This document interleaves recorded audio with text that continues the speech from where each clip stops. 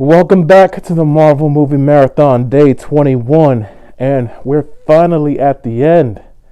Part 1 of the epic finale of the MCU's Infinity Saga, Avengers Infinity War. For 6 years, we've been wondering if they're going to stick the landing with this one. Thanos is coming. They've teased it in different films, and now he's finally here. At first, this was Infinity War Part 1, and there was going to be a Part 2, but then they switched it up and made it its own. I gave it its own identity and its own name. But I had no idea that it was going to leave us on this huge cliffhanger. So the anticipation was huge. First we had the Avengers. We just wanted to see all these heroes unite and fight evil, but then there was a bigger story at play, and throughout the last 21 movies, they've been giving us little clues and story beats, Infinity Stones, and all building up to this one movie. It took us 10 years, but we made it. Avengers Infinity War starts off with Thor and the Hulk getting their ass kicked. And before I get into specifics, I'm going to start with Thanos, because he is the big bad of this film. And we've had a lot of weak villains, but holy shit, Thanos strikes his dominance immediately by kicking the shit out of the Hulk. You think, well, the Hulk has a good chance, right? But no, they tell you right away that these guys are screwed because one of their mightiest heroes goes down at the very beginning of the film. And not only that, but he kills Loki and Heimdall with no hesitation. And it just shows you how freaking badass this guy is. He is a huge threat, and I kind of wish we had a taste of that in like one of the Guardians movies. I wish they had a flashback showing Thanos like wipe off like half of humanity on Gamora's planet. They should have had that flashback sooner, so that way we can be scared, because the general audiences don't know about Thanos, but us fans, we do. We know he's a big deal, and I think they should have gave the audience that indication that, when this guy shows up, you should be scared. But they do that in the film right away, showing you like he's not to be effed with. And he starts off with one Infinity Stone already, the Power Stone. He grabs it off of Xandar off screen, and we hear that it's decimated.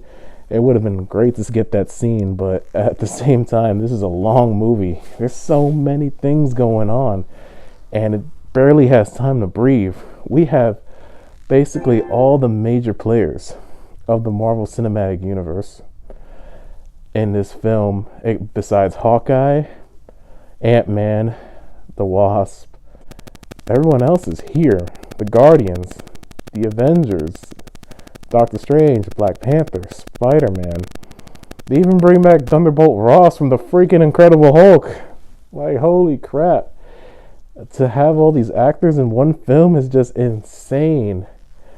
And of course, with that being said, some people do get the short end of the stick in this movie in terms of screen time. My boy Captain America, he's only in the movie for about 6.5 minutes total out of a 2 hours and a half movie.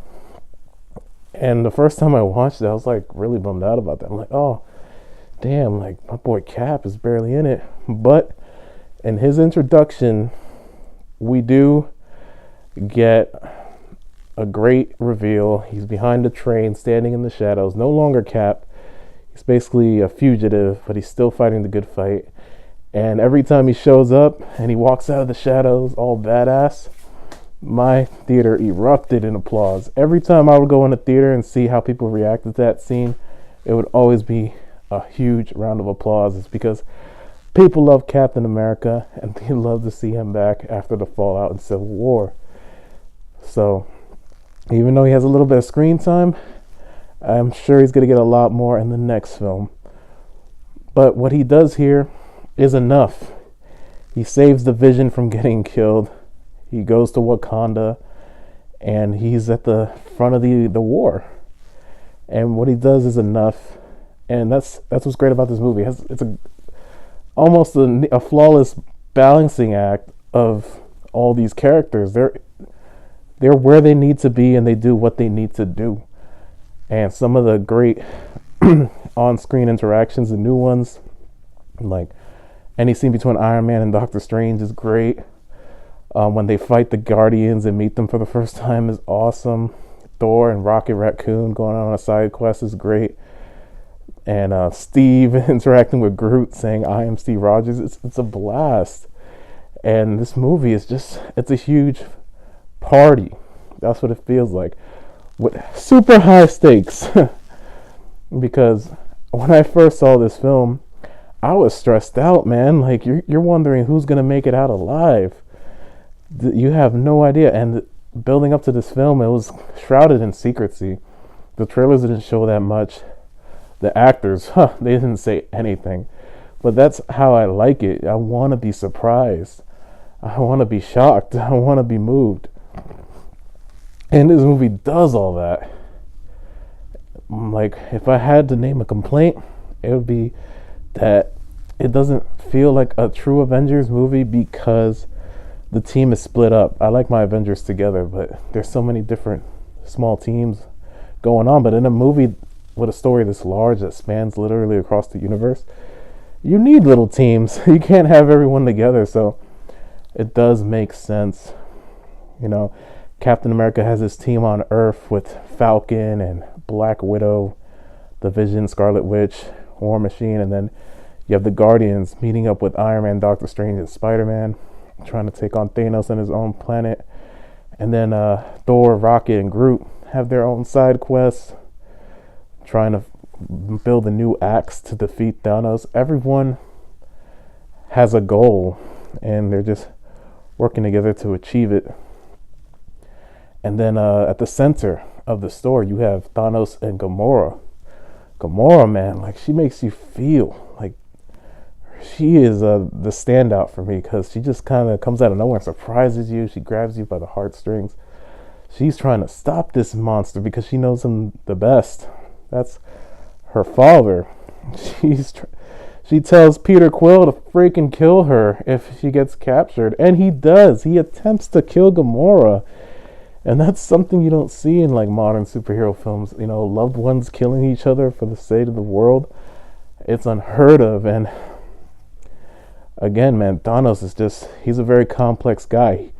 The best villains are people who believe they're doing the right thing when they're clearly in the wrong. And this dude is clearly in the wrong. He wants to wipe out half the universe because his planet, they were suffering, they were starving because there wasn't enough food to go around. So he takes this mentality and applies it to the rest of the universe. And that's why he's doing this.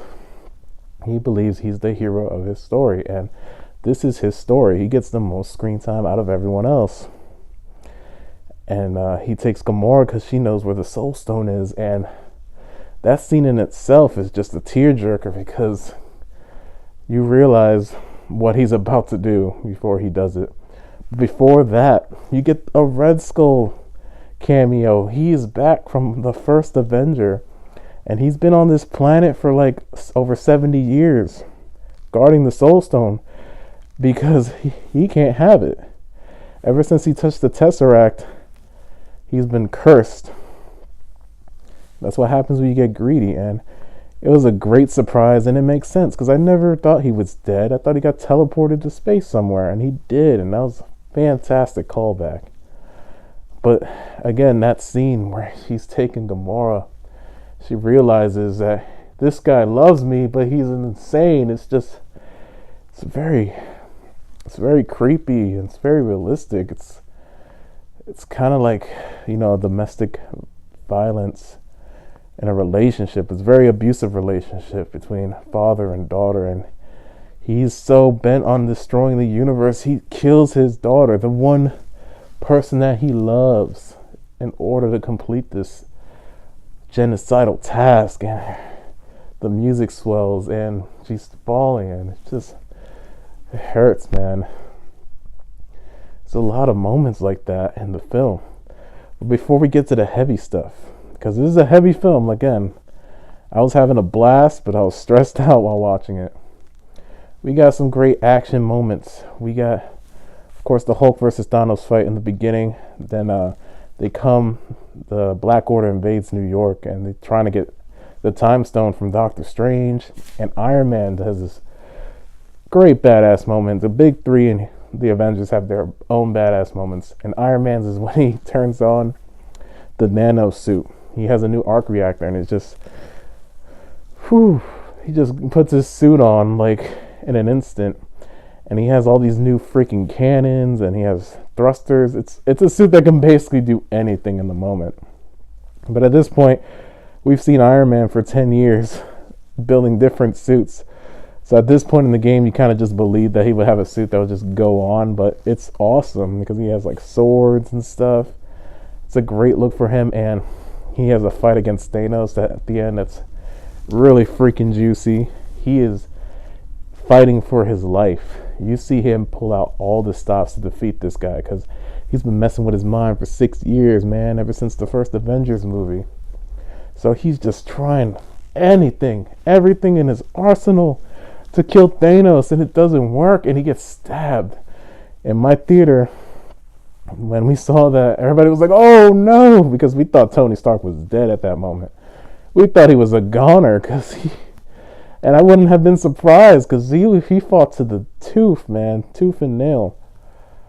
But luckily he makes it, and you know, after the first few movies of him being an asshole, he is finally the hero he was always meant to be. Like, he is fighting to save the universe, and you know, I finally, you know, like Tony Stark.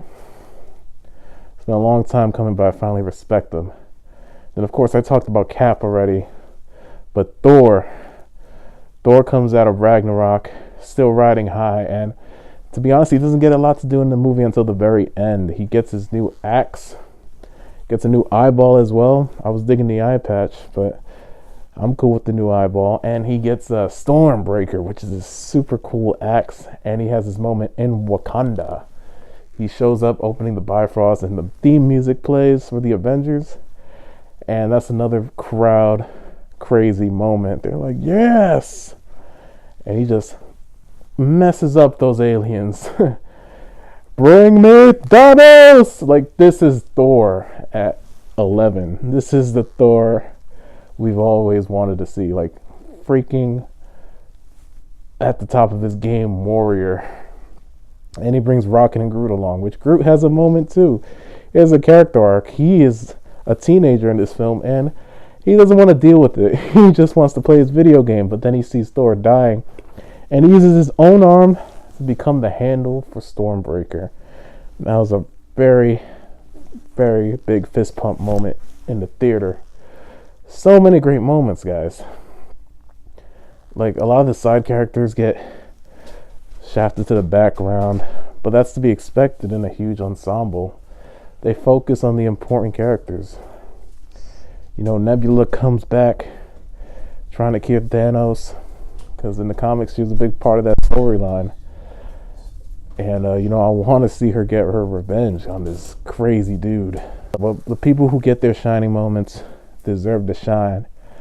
We have a love story between Scarlet Witch and Vision, which is, you know, a shame that it got developed off screen, but you can feel that they're meant to be together. They have more chemistry than, like, say, Thor and Jane or Ant-Man and the Wasp, because Scott and Hope, to me, they're the most forced relationship out of the MCU. I mean, they're not truly a couple yet, but that's where it's going, and I don't need to see that. But you feel for Wanda when she has to, like, destroy the Mind Stone in Vision's head. You know, there's a lot of sacrifice in this movie. That's what it's about. It's about sacrificing the things you love for a greater cause. That's the motif. It's the same thing where Peter tries to kill Gamora because he knows he's doing what's right for the universe. Black Panther is back, hot off his big budget breaking, record-setting movie. We go back to Wakanda, and that's where we have the final battle, which is it feels like a war. It's definitely more war than Civil War. You know, people are dying. They're getting slaughtered by these aliens. And the Avengers are doing their best. If Tony and Steve never had a fallout, the Avengers would have been at full power at the beginning of the movie, and they would have had a better chance of stopping this dude together.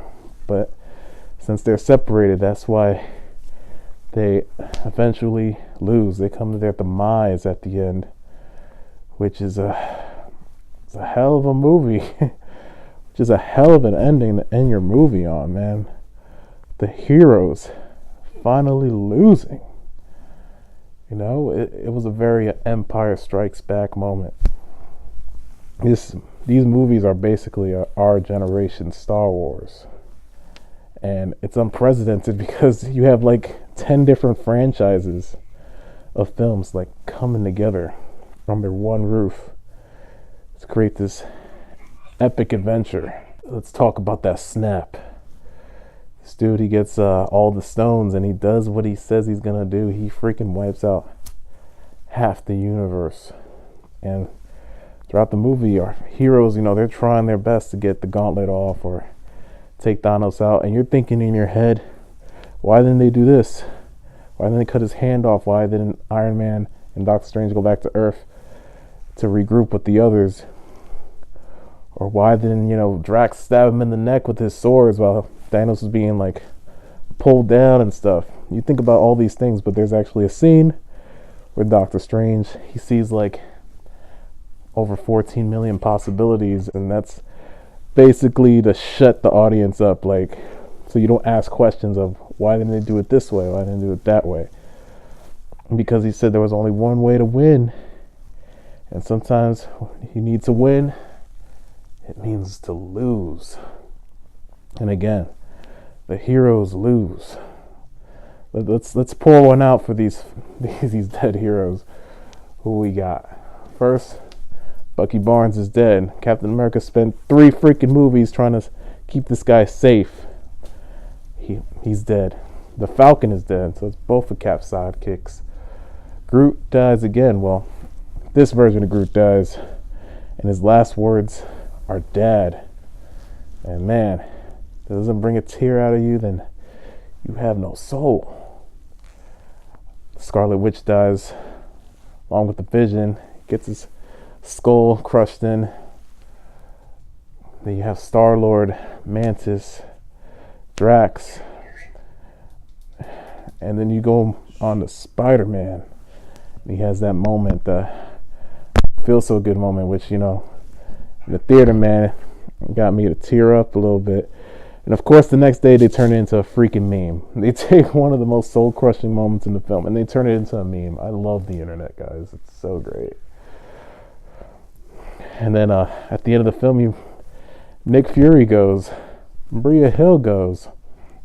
And this is the moment, after 23 years and 2 invasions on Earth, and Nick Fury decides to pull out his beeper and call Carol Danvers. Waited to the last minute, but at least he finally got up the nerve and did it. But also, we find out on Ant-Man, Hank Pym goes, Janet Van Dyne is dead, and Hope Van Dyne, the Wasp. They did it, man. They just went for that big moment, and they killed all these big names. And, you know, I'm not going to sit here and be like, oh, well, they're all coming back. It's a possibility. But what if they don't come back? That's the thing. I don't know. Some could come back, some could stay dead.